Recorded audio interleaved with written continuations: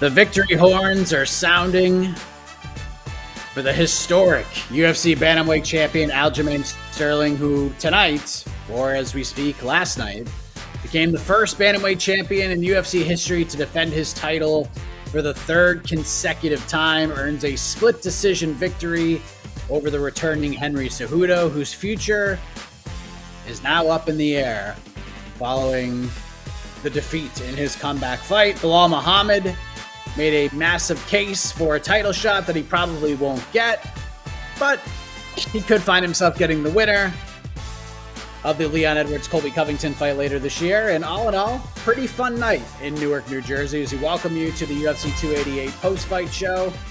Thank you for joining us. I am Mike Heck. We've got a whole crew with us. Shaheen Al-Shatti joins us from Phoenix, Arizona. We have Jed Meshew back on the programs. Man's been talking a lot tonight. We got Casey on the ones and twos, the baddest stash in MMA. All right, so gentlemen, let's get into this thing. Shaheen, I will begin with you.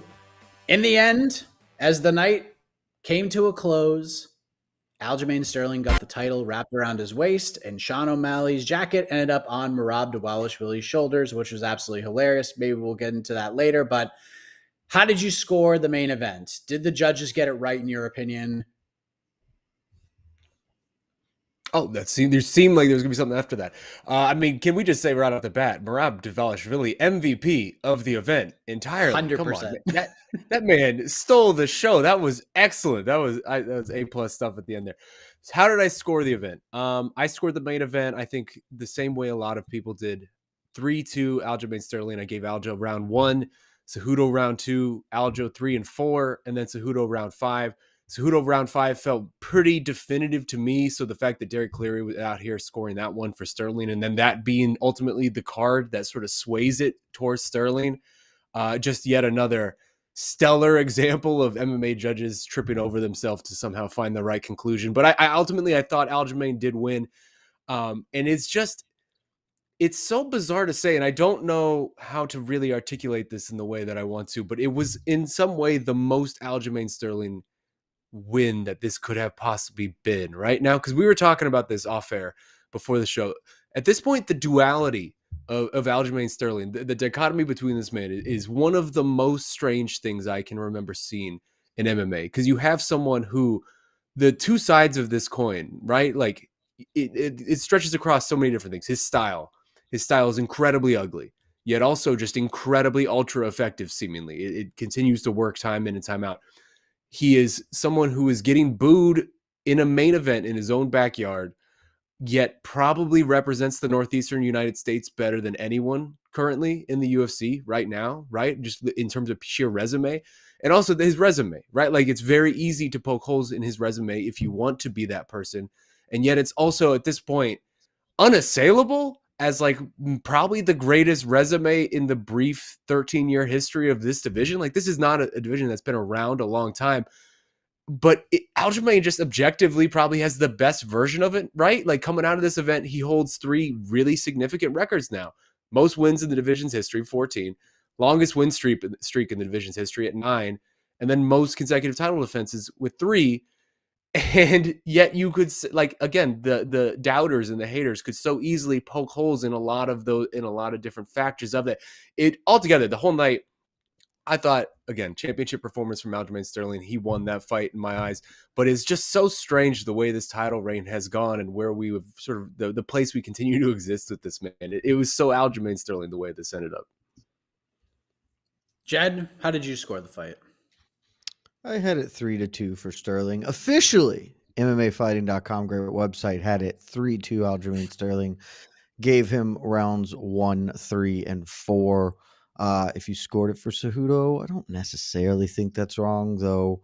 I do think giving Sterling the 5th round is bad. It's the only real scorecard out there that's bad. Way to go, Derek Cleary. You're just doing God's work. But like Shaheen said, we got what I believe is the correct result. I'll go back and rewatch it because I never feel too confident in my scoring when I'm live blogging, but it seemed like most people agreed. Sterling just kind of outworked him for portions of it in a fight that was a fight. Wasn't a bad fight. It was a fine fight. I don't think this is going to make any end of the year lists for any of us, but a very quality win for Aljamain Sterling as he is amassing just a collection of the weirdest victories in the history of this sport. It's truly incredible to see the run he has gone on, and one of these days we will talk about him at length when it's all said and done and be like, oh, that's the weirdest title reign in the history of the sport. Cool.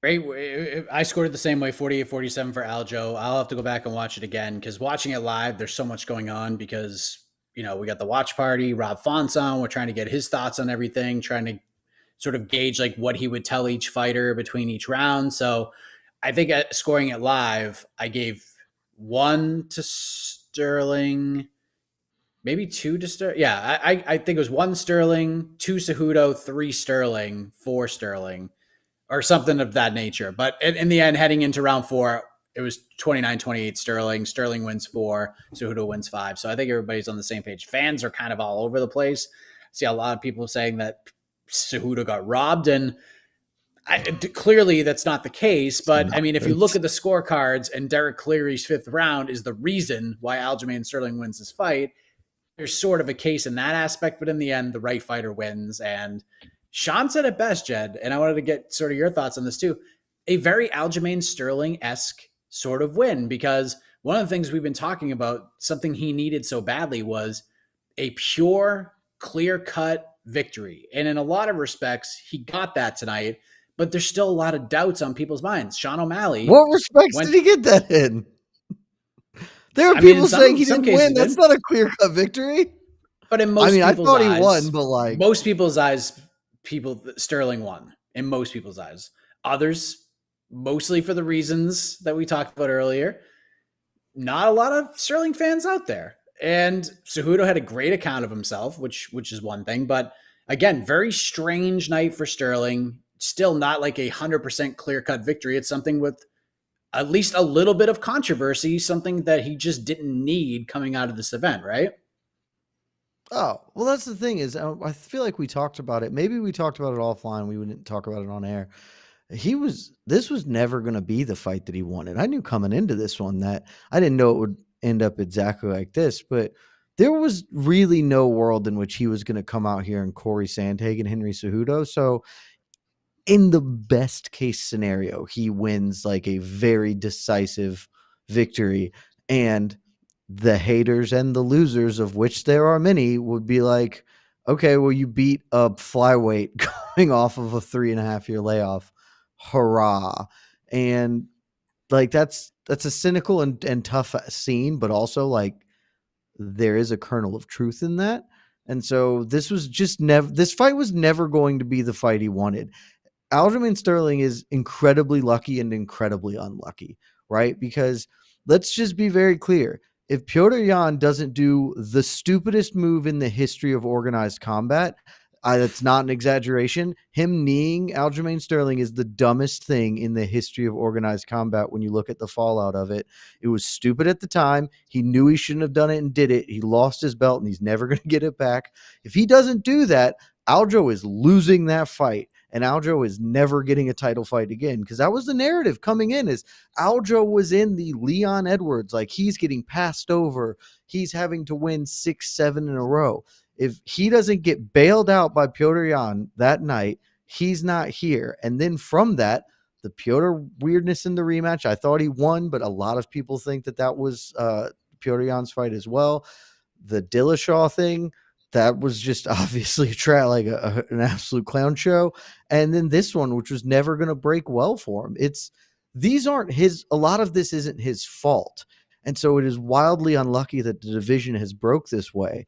But if he fights Sean O'Malley and beats Sean O'Malley, no one is going to give him credit for that one either, because the excuse is already baked in. Like, it's okay, well, Sean O'Malley isn't good, lost to Marlon Vera and should have lost to Petr Yan, but they gave it to him because the UFC likes him. Like, things just haven't broken well for him the way his title defenses lined up. They broke very well for him to get the belt at all, and since then it's been very unfortunate, and that's sort of his lot in life.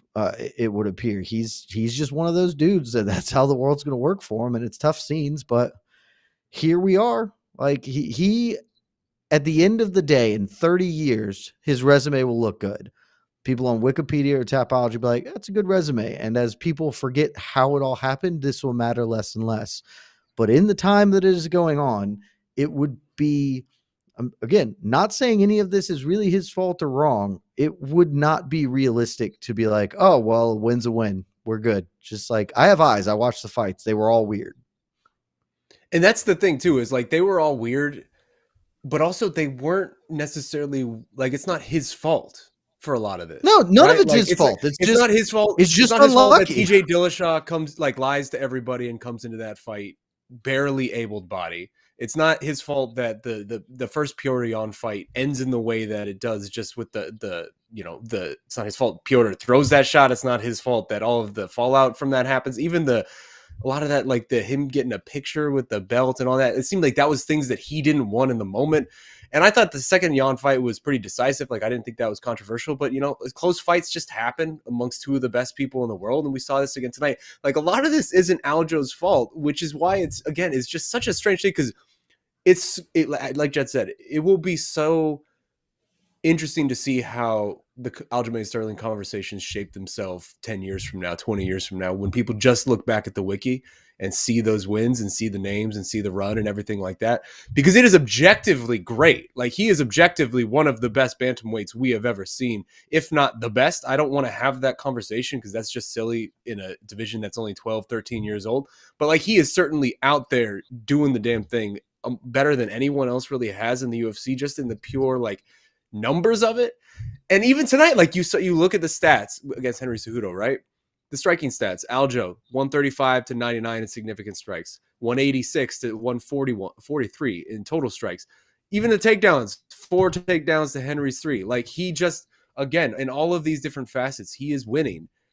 And yet there will always be that note on a lot of this, that asterisk for a lot of people. And it's just, again, it's just so weird. It's a very weird career that we're watching unfold right now.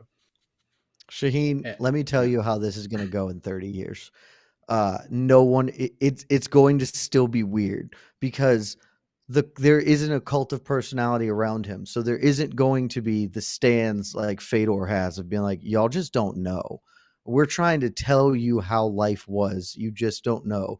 There will be like one dude who's deep in the forums like, oh no, look at the numbers. And the numbers is pretty solid. And everyone else can be like, he's not it, man. No one cares. He doesn't have the group of people that are going to keep his legacy alive because people don't like him. And that's the funniest isn't right word. That's one of the most interesting parts of it is for much of his career, he was liked when he was Aljamain Sterling with the chain and the afro and the funk master and whooping up on Brett Johns or whatever. And nobody's giving me the title when I'm clearly the most deserving guy for a title fight right now. And I'm getting passed over.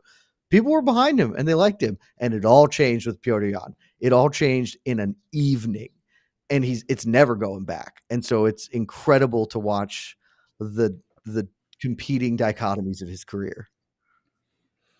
And we'll discuss what's going to happen with Aljamain Sterling in a moment. But Shaheen, Henry Cejudo, first fight in 3 years, comes back. Looked pretty damn good to me, man. Like, this is a very close fight. It was competitive. The scrambles were a lot of fun. It was a chess match like we all expected it to be. The fight actually was better than I thought it was going to be, and I expected a pretty damn good fight. It was just really fascinating to watch two high-level guys getting after it. And in a lot of respects, Henry really looks like he didn't miss a whole lot. Like, he looked pretty good.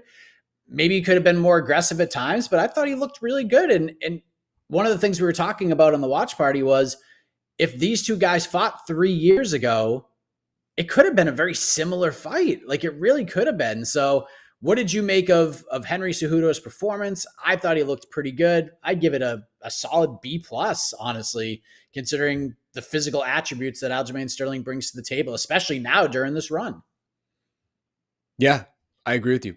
I thought he looks great. I thought he looked like Henry Cejudo. And honestly, I think that almost puts a bow on the conversation we're having with Aljo, right? Because Aljo didn't come in here and fight someone who looked ring rusty, someone who looked less than the last version we had seen of himself. He looked like, I mean, he fought a Henry Cejudo that looked like he was doing every bit of the Henry Cejudo things that Henry Cejudo was doing 3 years ago, right? Like, this was a quality win over a very, very quality opponent. And Aljamain Sterling should very much get the respect and the plaudits from that, because I thought this was a great fight ultimately between both of them, highly competitive. And you're right, Henry looked great, man. Like, Henry looked like he was still one of the best bantamweights in the world, if not, you know, I wouldn't say he's not the best bantamweight, but he certainly looked like one of the best bantamweights in the world. And this looked like a performance that would have fit right into what he was doing in 2020, 2019, I thought. Jed, what did you think of Henry's performance? Compared to your expectations heading into it, there were a lot of questions, obviously. We didn't know. 3 years away is a long friggin' time. 36 years old. We know the statistic, which has been now added a notch on the wrong end for 36-plus-year-old fighters. But did he meet, exceed? Was it a little bit below your expectations? What did you think? Pretty close to right on it. Maybe a touch better than I expected. I disagree that he looked the same. I think he got there. Everyone just brushed it off, like the ring rust part of this aside. I thought he didn't look very good in the first round, which is to be expected. He took 3 years off, but also the stats back it up. I mean, he did get that takedown and held that position, but he threw 8, according to UFC stats. This may get adjusted, but I think these numbers are going to stick. Landed 7 of 18 significant strikes in the first round. Basically, every round after that, he eclipsed 30. Like, he came out a little slow, and Sterling came out clearly with the game plan of, we're going to set a high pace right out of the gate, which I think was very smart for a guy coming off of this long layoff. And I think it took a little bit of time for Henry to get things going. It's hard to judge the 5th round. Henry obviously looked very good in that 5th round. It's hard to judge how much of that was him fighting with urgency because his corner told him he really needed to win that round, and how much of it Aljo was coasting. It could be both. It could be that he was finally settling in really fully. I did think Henry got better as the fight went on, and I don't think he looked significantly different, right? It was not a huge gap, but I'm not sure he looked identical. Based on this fight, I would favor him had they fought 3 years ago or whatever. And frankly, I might favor him in a rematch. Like, he had a real trouble navigating the range for a lot of it and sort of Aljo's awkwardness. But when he decided to sort of stop caring about that, he had a lot more success, and he started doing that a lot more as the fight wore on. I'd be happy to watch some rematch. It'll never happen, but I think the answer to the question, is Henry Cejudo still one of the best bantamweights in the world? Yes, absolutely. Still, he could beat most guys in this division and would have probably beat a lot of them on this night. But I do think he came out a little flat, and that ultimately played a role in why he lost. I will push back just a little bit on that, because I think there's a lot of what Jed said is right, and I'm sure there was an element of ring rust to it, but also I do think an ample part of that is just how awkward Aljamain is, right? Like, once you're inside the cage and you're actually going up against him, Henry himself seemed to admit this several times in the post-fight of just like, it feels easy, I would imagine, for some of these bantamweights to watch Aljamain and see the holes as it's playing out on the screen and sort of going through tape study and that sort of thing. But when he's doing it in front of you, he is so long, he's so rangy, he's so unorthodox, he's just so damn awkward, and some of it looks so ugly throughout a lot of the stretches. I think there's a real adjustment period that some of these guys have to take to sort of figure out what Aljo's doing and sort of figure out the rhythm and fit into sort of how can I start to attack that. And it seemed like Henry went through some of that in the first round. And again, some of that's probably ring rust, but I do think some of it too, you have to give credit to Aljo of just how much of a shock it is once he's in front of these guys, of like, in this weird, awkward style is actually playing out in front of their eyes. Sure, you should always give credit to the guy who is these are not in a vacuum. Dudes make decisions because other dudes are also making decisions. So yes, but I don't know. In my head, I feel like Cejudo was a little not all the way there. And for honestly, in the post-fight presser, I forgot to mention this, but it jumped out at me too. I forget who asked the question, was like, "Hey, so you took him down and you held him down, and that was very good, and then you never tried to do that again, really? Why not?" And he was like, "Well, if I take him down, he gets to rest." And the follow-up question was, "Yeah, but if if he's just resting on the bottom, you're winning the round. So why didn't you just win the rounds? And Cejudo didn't really have a good answer. He was like, I just kind of it wasn't really where I was thinking. And that's not the Henry Cejudo that I remember. This hyper focused, hyper competitive, super analytical, adjustment based fighter. I really do think that he could have used a fight before this, and that is not to say that he didn't fight well. Obviously, fought very well, but it felt a lot to me like he was missing some piece, and I don't know if that's age or if it was just, man, I haven't done this thing in a while, and it is very different to fight in your gym with people you know and fight a dude who you've never fought before. Yeah, Aljo's pressure was interesting. I liked some of the striking wrinkles he added to it. The step and elbow I really liked. I hate that so much. Oh, why do you like that? Because he's such an abuse of his range. It's such an abuse of his range. Use your freaking hands. You are bringing your face into Henry Cejudo's punching range. Just stick a jab, my guy. It was, I hated it so much. Did he? I don't think he landed more than one. Yeah, he just kept doing it. I liked it. He kept Henry guessing, which was a big part of the game plan. And shout out to Rob Font, who on the watch party goes, he's going to throw that John Jones spinning back elbow, watch. And then like 30 seconds later, he threw the John Jones spinning back elbow, which I thought was hilarious. We lost our crap for that one. So Shaheen, Henry Cejudo had the gloves off after the fight. And then he's on the fence. What am I going to do? Got to talk to the family. Got to figure this whole thing out. What do you think he's going to do? Did we see the final Henry Cejudo fight? Because that was one of the big conversations. What happens if Henry Cejudo loses this fight? We talked about it on BTL. A lot of us seem to favor that if he loses, he's done. Do you feel the same way? It wouldn't surprise me. I'll say that.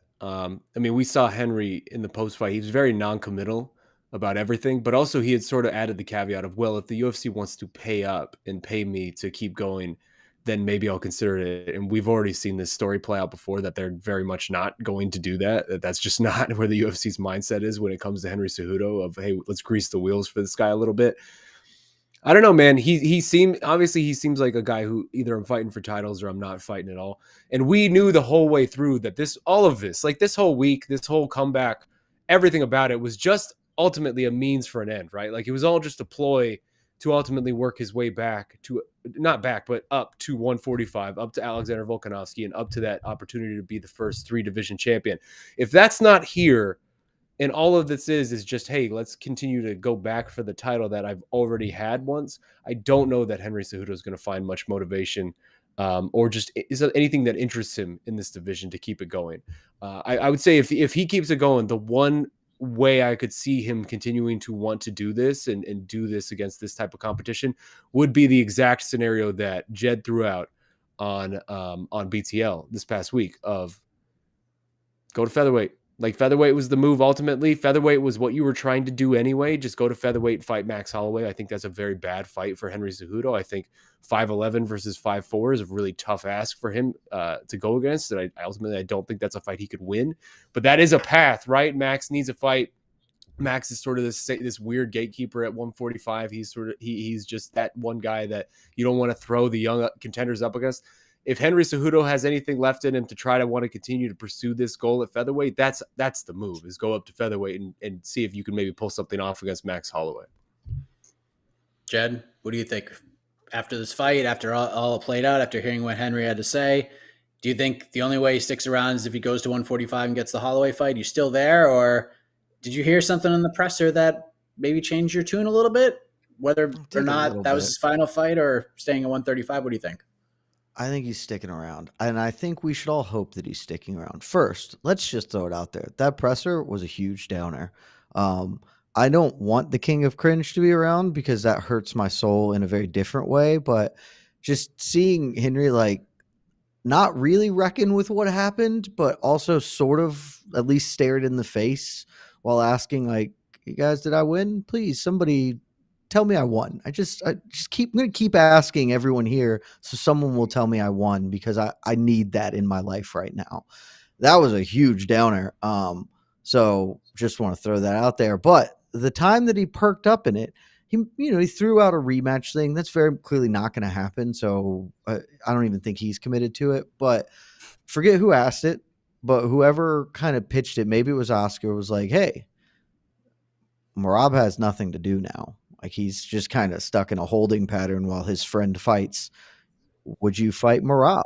And I think that that's the path forward for Henry, because it's very right. If he fights Merab, it's basically a title eliminator, right? He just had a close split decision with Aljo, but Aljo's leaving. So if regardless of what happens in the main event, if either Aljo's leaving, Henry Cejudo can fight Merab for an interim belt, and then he can either fight Sean O'Malley should Sean O'Malley win the belt, or he just gets promoted to undisputed champion.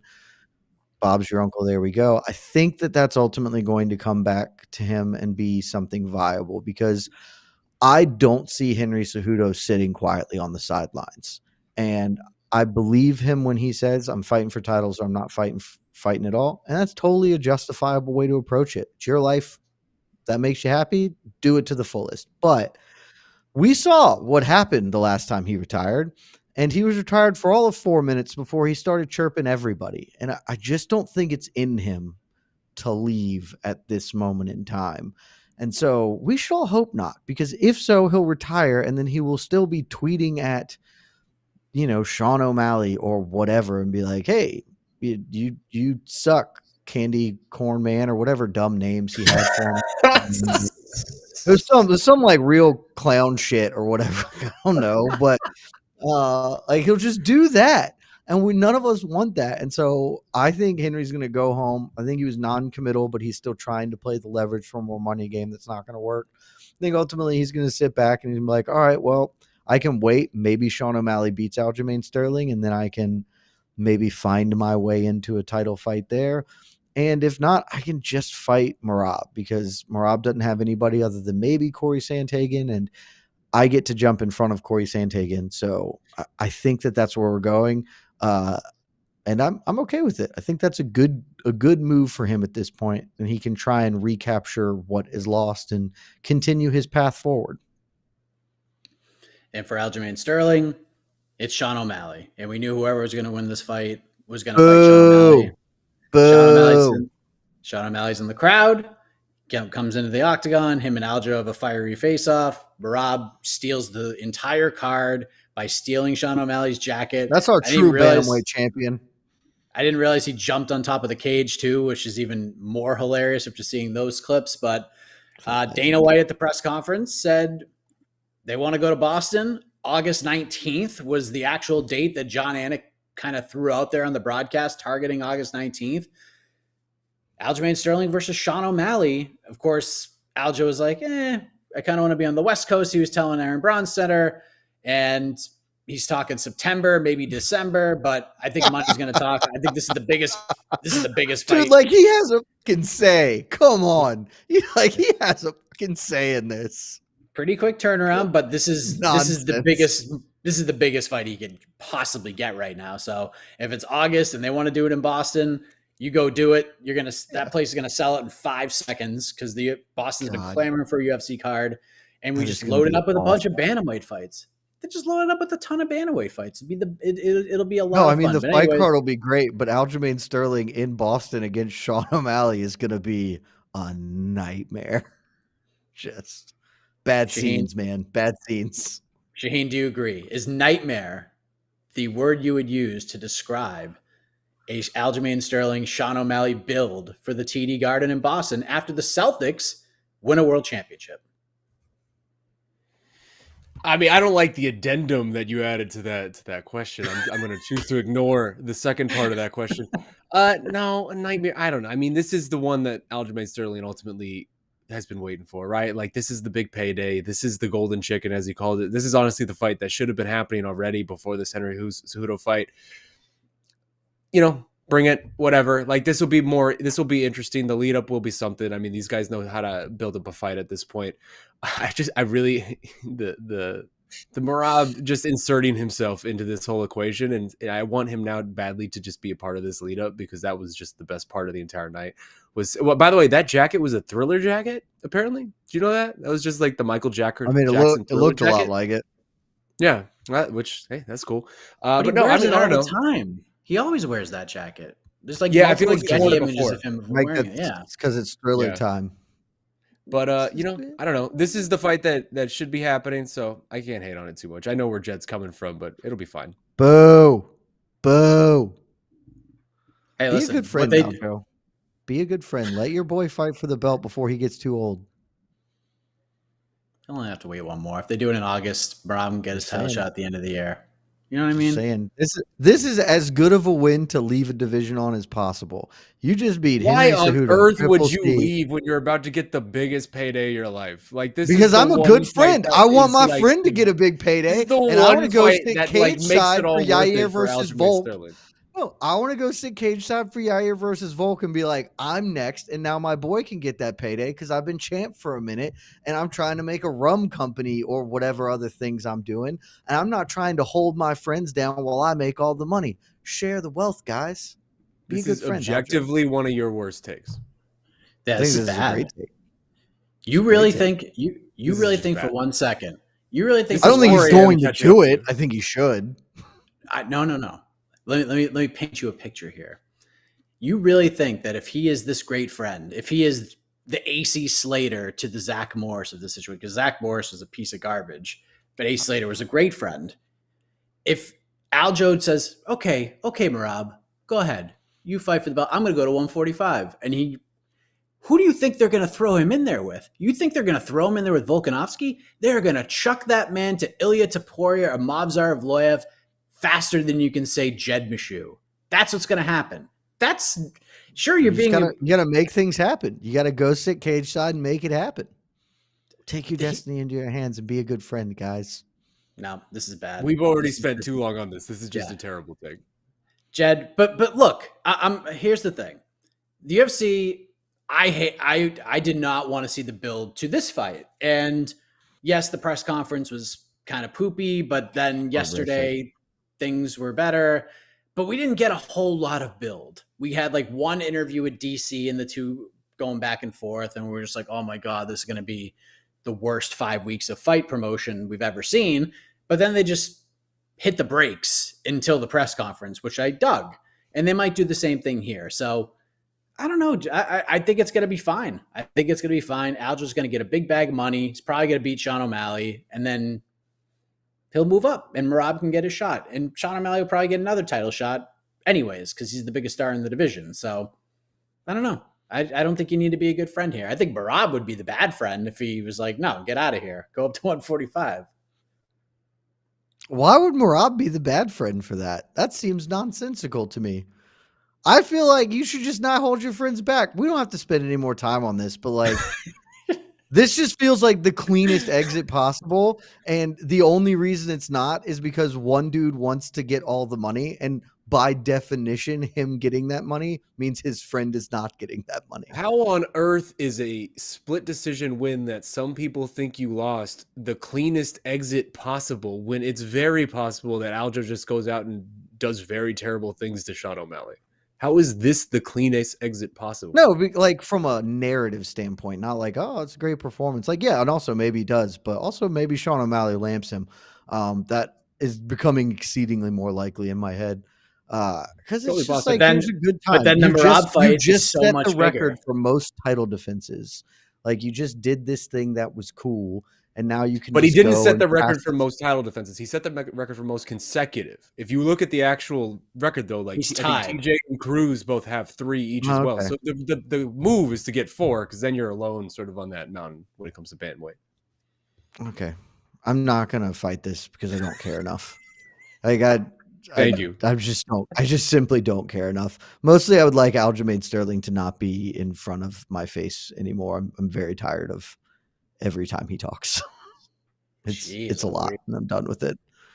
Dude, Hey, listen. Hold on. he is a very good fighter, an exceptionally good fighter, and he's the maddest man in the world. And it's just, and I don't blame him for a lot of it. But it is draining. That whole post-fight presser, every answer was negative. Even the positive questions of like, dude, the one guy who said was, we need to protect Merab Dvalishvili at all costs. Like, yeah, we do. Merab's great. And I love Merab because he's so great to other people. And not everybody's like that. Some people are shitty and shitty people are terrible. Nothing was just a happy thing. You just had the biggest win of your career, of your life. And there's no joy. The joy is only in the downfall of others. And this is not exclusive to him. Casey and I were talking about this off air. Like, it's a symptom of like high achieving athletes across all sports, but it is a tough hang, man. Just relentless negativity. Well, Aljo, in his story and where he went, was a big part of the Do the Thing post-fight show, UFC 280. The other fighter... He did the thing. He did the thing this time, so I'm proud of him. He did do the thing. And another fighter who has since done the thing since October of 2022, Belal Muhammad, Shaheen Al-Shatti. Belal Muhammad has found his way to take the ball and run with it. And he steps in on short notice. There's ankle gate. There's all this stuff going on. And people are talking about cashing out their bets because of ankle gate. And Belal Muhammad just goes in there and puts the boots to Gilbert Burns for 25 minutes. This fight was competitive for about 3 minutes. And the rest was the Belal Muhammad show. This guy went out there, one of the best performances of his career. Gilbert got hurt in the fight. Those kicks just added up. You could tell Gilbert's arm was hurt. And in the end, Belal Muhammad gets this massive win. Doesn't really need to do too much of the thing. Did the right thing. What did you make of Belal Muhammad's performance? Because this man, since October to now, this guy's stock has risen tremendously. It was tremendous. Like, I don't care, man. Miss me with all of the negativity and all of the crap that has already started in regards to this win. It is not Belal's, just like it is not Aljo's problem if TJ Dillashaw comes in here and gets hurt. It is not Belal Muhammad's problem if Gilbert Burns gets hurt in that fight. All Belal Muhammad has done over the last 3 weeks, right? He gets the phone call for this fight that we said in the lead up was an objectively bad decision for him to take this fight, right? It was very much like, you don't really need to be doing this right now. It felt very reactionary to what was going on with the Colby Covington situation. When Belal gets this call, he's in the middle of Ramadan still. And I don't know if y'all have ever done Ramadan. I grew up in a Muslim household. Ramadan is incredibly difficult. Fasting sunrise to sunset for weeks on end. He was the furthest thing from fight ready, I would imagine, when he gets this phone call. And it's, hey, everything you just put together over the past 5 years, this career best run, career defining run, really your best thing that you're ever going to do in MMA over the past 5 years. We want you to wager it all, put all of that momentum on the line in 2.5 weeks against this absolute killer in Gilbert Burns, who I think all of us have immense respect for. And not only does he do it, he wants it to be 5 rounds, the whole thing, he put everything on the line. This was all in. Belal Muhammad cashed all his chips, all in for this. This was do or die for him. If he lost this fight tonight, regardless of what it looked like, it could have been the most controversial fight in the world, where something we all thought he won and he doesn't get the judge's call, whatever. He would have had to win 40 fights in a row to be ever considered for a UFC title shot again. And you know it, and I know it, and that's just the stark reality of this situation for Belal Muhammad. So the fact that he came in here, wagered everything, literally wagered his career basically on this opportunity that he super didn't need to take. It had a lot more downside to him than upside, and managed to come out here and actually, again, pull out the win that he needed to secure the title shot that should have already been his. Sensational. A+. I don't even care, man. I don't want to hear any negativity. I don't want to hear whether you thought it was boring or whatever. Doesn't matter. Dude came out here and has won, and all he has done is win.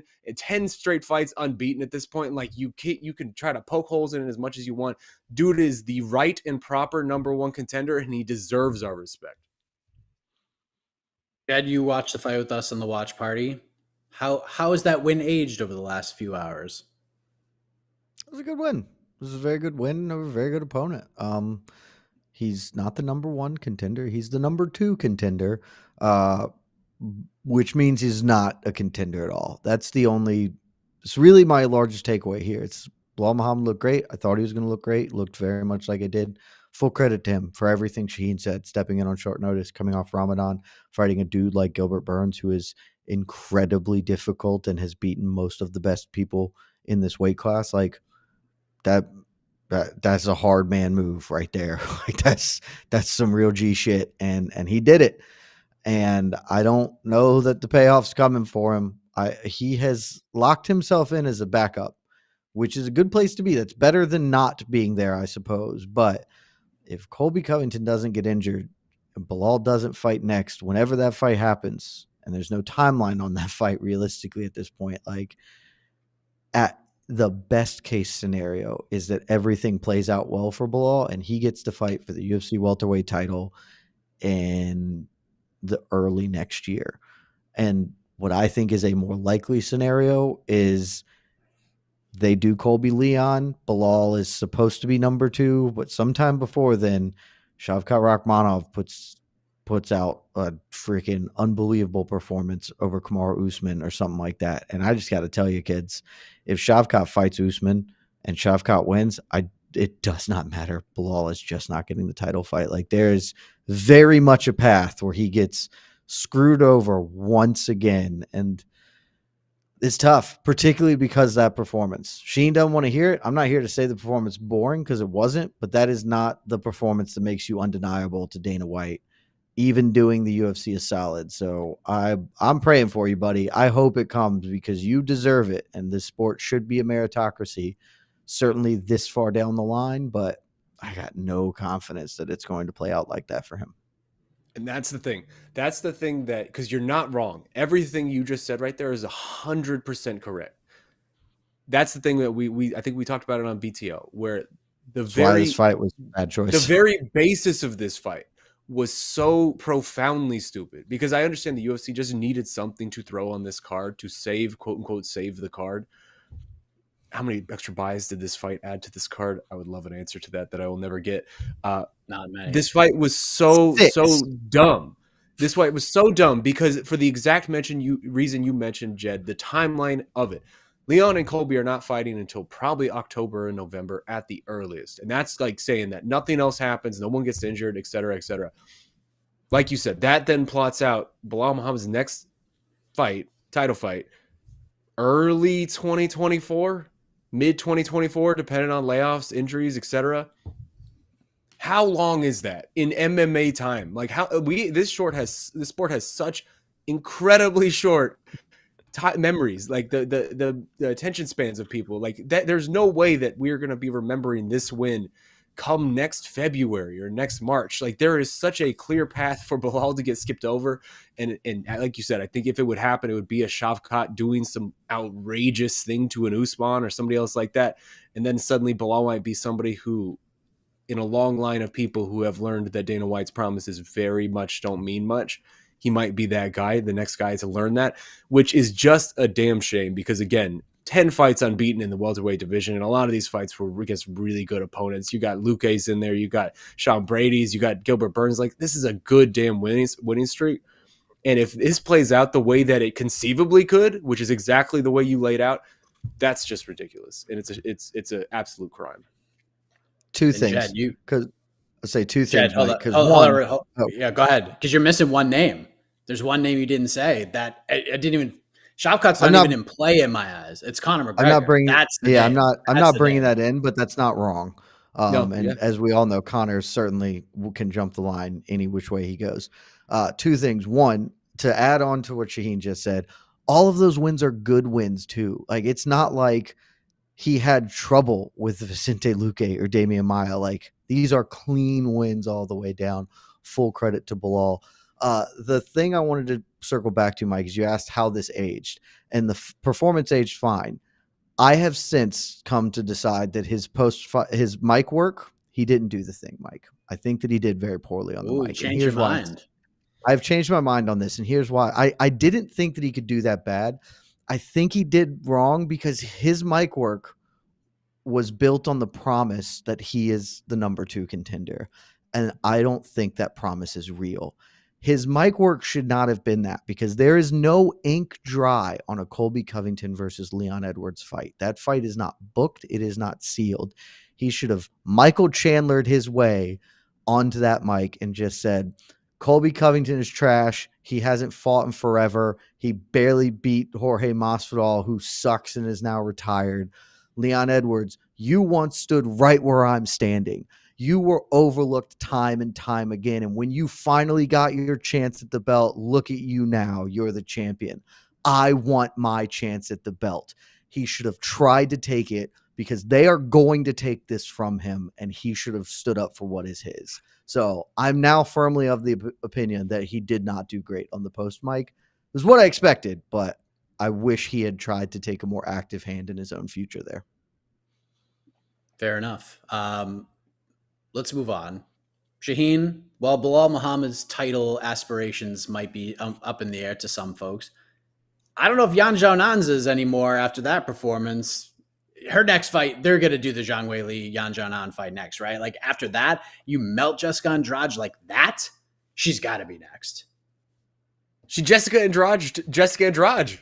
Like, who saw this coming, man? Who had on their bingo card tonight that Yao Xiaonan would have the highlight of the entire pay-per-view?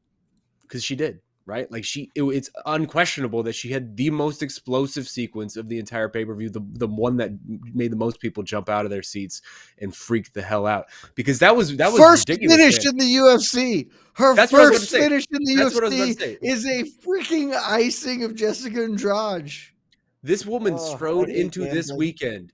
This woman strode into this weekend with 0 knockouts over 6 years of a UFC resume, and just did that to Jessica Andrade. Like, that was nuts. That was basically Stipe Miocic kind of getting the back foot on Fabricio Verdum back in 2016, the way that played out, right?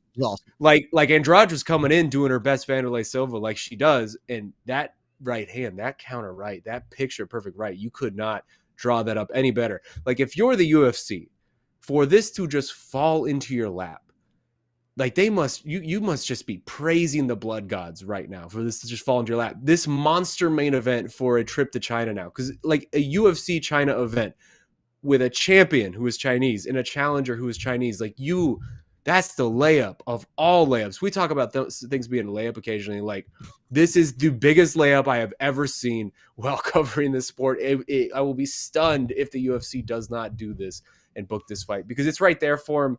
And good on you, Yao Xiaonan, because that was, again, nobody saw this coming. That you could list out a bunch of different results and outcomes in ways you thought that fight was going to go. That was the last on my list. Incredible performance. She nailed it. You can't be stunned if they don't do it, Shaheen. You can't be stunned.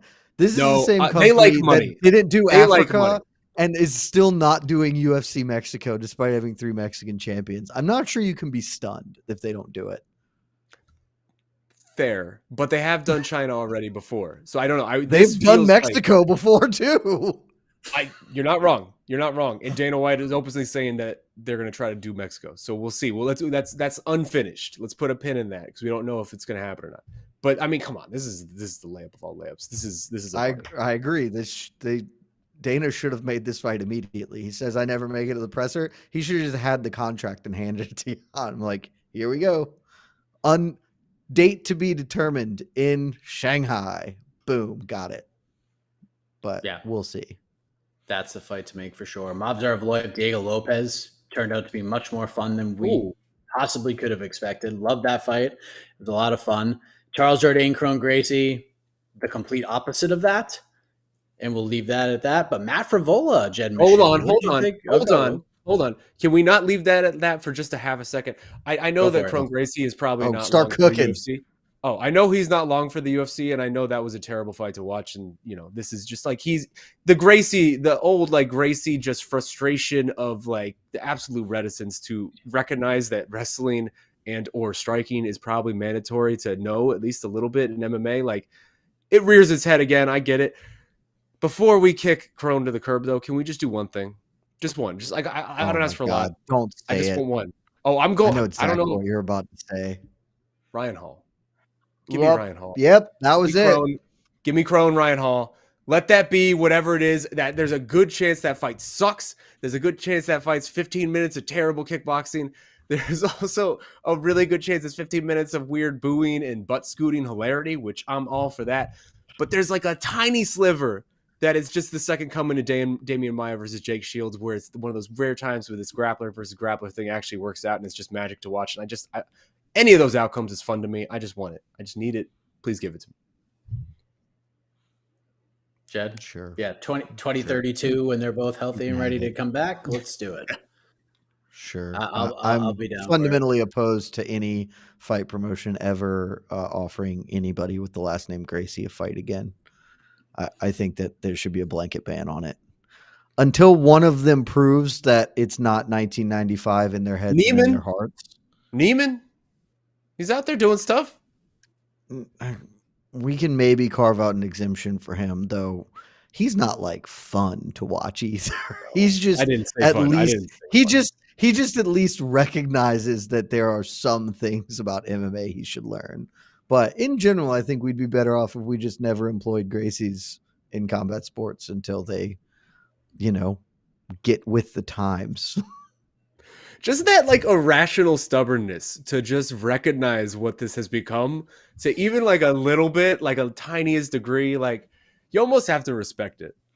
Like that's just stubbornness. I respect the absolute lunacy of it, because you should always respect lunatics. It's just crazy, man. I got nothing else. We'll take a couple questions from the peeps in a moment, but Shaheen, low-key MVP of UFC 288. Merab? We're not. You mean like other than Merab? Because it's Merab. Other than Merab, who actually fought tonight? Xiaonan to me.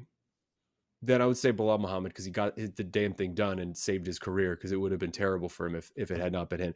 But then, I mean, I know you want me to say Matt Frevola, so I will say Matt Do Frevola. the thing, Shaheen. Because that was a ton of fun, right? Like, that's one of those fights you look at it like, there's no way this could possibly be bad. And then it wasn't bad. It was really great. And it's now we just have this really good Charizard, Blastors, Venusaur type of thing with him, Terrence McKinney, and these two guys that fought tonight. So you love to see it. Yeah, I think they should just make them fight each other in a circle. I just want to see them fight each other repeatedly. Just keep having those three go in a little circle. It'd be great. That'd be a lot of fun. A triple threat match. It would never be boring fights. It would always be fun. It would be fun. Are you with 8 years off their career over and over again? Is Matt Frevola your low-key MVP, Jed? I'll be different just to be different, but it's not a wrong answer. Deciding between two. I mean, I'm gonna say Kennedy and Nzechukwu, because one, that fight ruled. Devin Clark, buzzes him for a second, and then he's just like, "Oh, you hurt me. I'm now gonna elbow you a billion times, good sir," and just launch the meanest knees I've ever seen into your freaking guts. I hope Devin Clark has a comfortable bed, because he is going to need to lay down for all of tomorrow with some of the freaking belly shots he took in that fight. Just nonsense. And then finishes it up with the power guillotine grip with those 89-inch arms or whatever monstrous pterodactyl like appendages he has. Kennedy Nzechukwu is a delight to watch, and then he's the nicest man alive. Wonder Boy, watch your back, because that was just the most wholesome post-fight interview I've ever heard in my whole life. All glory to God. Thanks everybody. Like, my mom passed away, and it was very hard for me. Dedicate this to her, and I want to thank everybody, all the fans, everybody UFC, Devin Clark. I just want to thank everybody. I'm really happy to be here. Just how do you not root for that guy? He's giving you the violence. He's giving you the heartwarming, the soul-filling speeches afterwards. My MVP. It's a great pick. That's a great pick. I think you know where I'm going with this. The man who Do it, Mike. won. Do it, Mike. The man who won the best 2 minutes and 10 seconds of this entire card. It's Paca Porter. Paca Porter is the dude. He gets it done. That fight was everything I dreamed it could be. Actually, better than I dreamed it could be, because every time Braxton Smith threw a punch, I cheered, because it was the setups were so fun to watch. And Parker's just like, the hell is this guy doing? And then Braxton Smith just runs out of gas in 45 seconds, and Paca just beats him up and gets him out of there. And speaking of post-fight interviews that just tug at the old heartstrings, Paca Porter did just that. And now did great. You want to talk about the UFC being dealt a blessing in disguise, a favor, if you will? Oh, cook Mike Heck. Cook Mike Heck. Absolutely. They just got a co-main event for their return to Madison Square Garden, because John Jones will fight Stipe Miocic in the co-main event. Sergey Pavlovich needs a fight. He could fight Parker Porter for the #1 contendership. And if Parker wins, we get the rematch. That might keep John Jones around. The rematch that we've been waiting well over a decade for. John Jones, Parker Porter, #2, baby. #2. Can I get one more thing off my chest about this fight? I would love you to. Shaheen, I know that you have recently signed him to one championship, so he'll be off UFC broadcast very soon.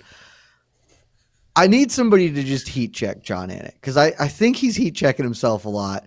Repeatedly saying Braxton Smith could have played in the NFL is a big stretch. Like it's such an enormous stretch that it shouldn't be said. Because if he could, he would have played in the NFL. Is a generous word, you know? Like because he followed it up by being like, I played varsity high school football. I could have played in the NFL, maybe.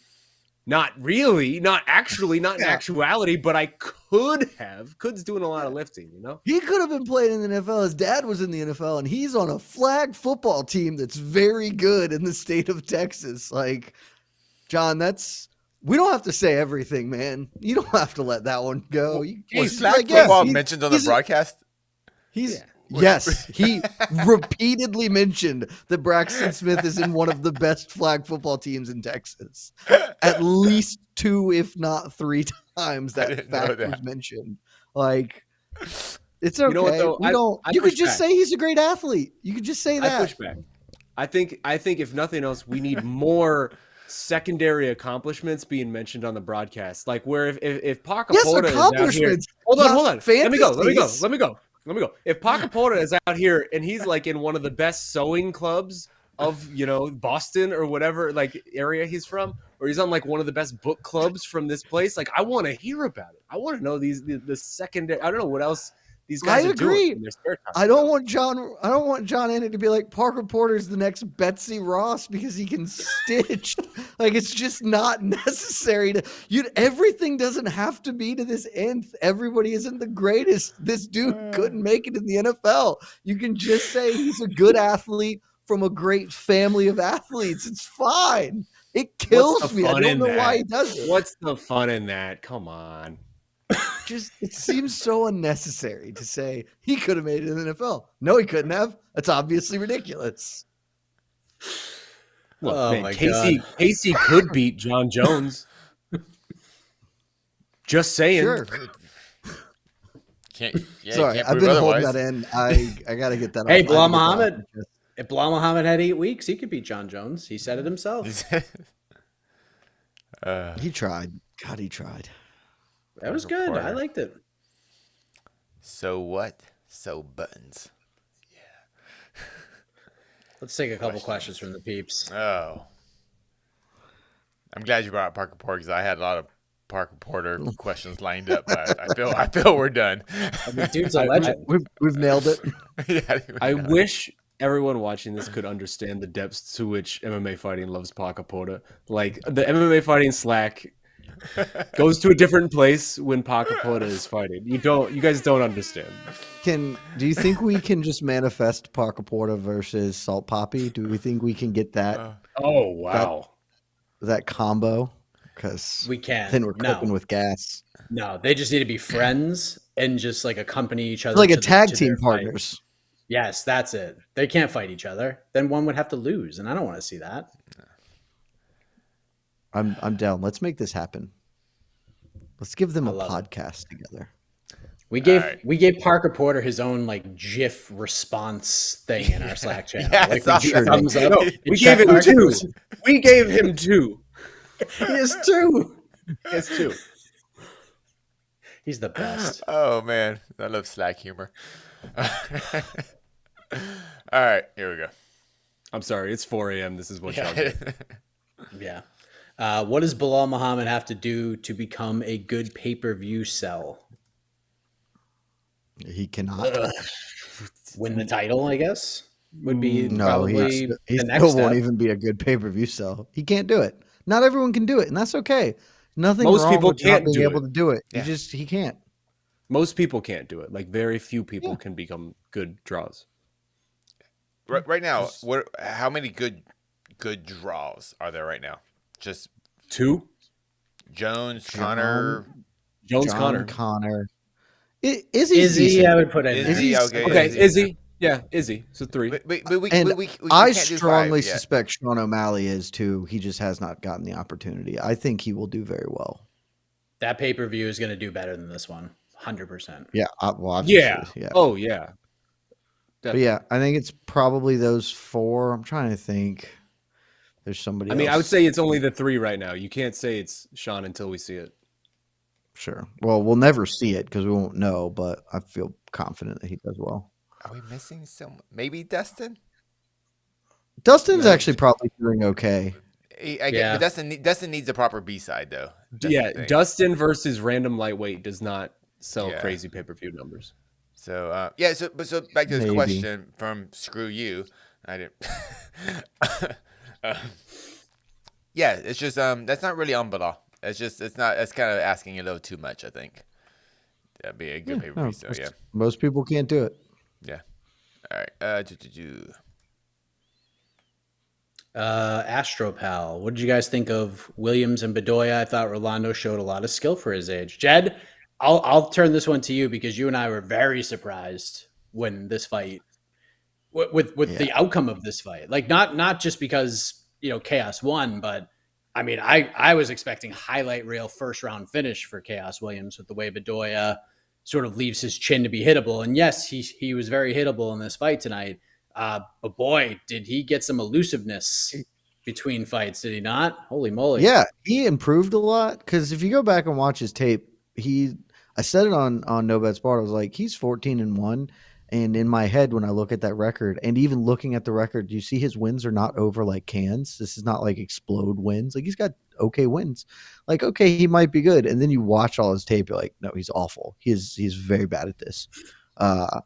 And he looked a lot better. He still got hit like a lot. And that was what I thought was going to do him in because he had horrendous defense in all of the other fights you've ever seen. And I was like, okay, well, that's just going to get him killed against Chaos Williams. And he did eat some, but dude's got a heck of a beard. And he did get a lot better. Like he is clearly improving. So it was good signs from him. I thought he had a case to win that fight against Chaos Williams. And he had a don't have any. 30-27. Yeah, and I don't think it's a robbery either way. It was just a competitive fight, but impressive improvement from him making his UFC debut against a guy I thought was going to clobber him.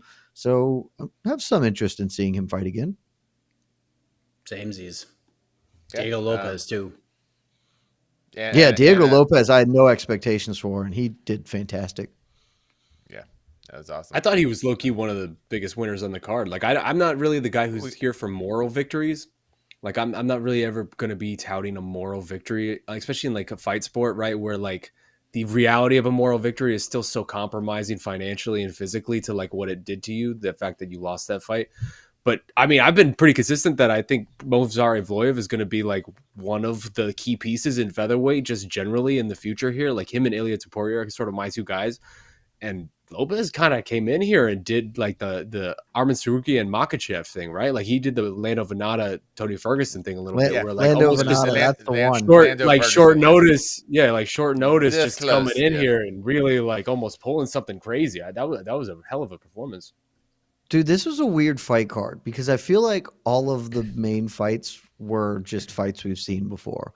We talked about like how Yan Xiaonan was basically the same, the Stipe KO.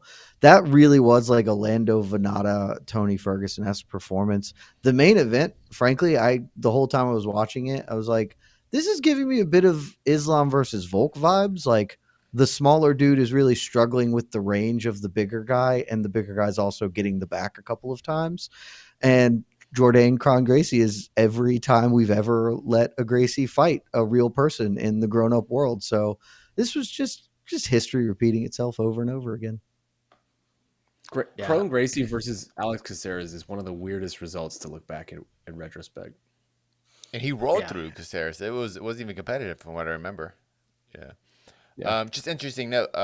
So 12 fights on this card, according to Typology, 6 of the fighters that won, less than 50% of the people thought they were going to win. So I don't know if that's straight betting lines, but like Sterling was only 43% people had him 43% had him winning. He was the underdog. He So that was matches the underdog. Was Belal was the underdog. Belal was. Jan was. an underdog. Evloev was very much not. Yeah. Yeah. That's what I mean. Jourdain was an underdog. No, Jourdain was favorite. No, Jourdain favorite. No, you're right. Yeah. But Favola was a big underdog. Favola was. Janjaroba was a big underdog. Janjaroba was a dog, and Porter was a dog. Porter, was a big underdog. I'm pretty too, sure Porter was a dog.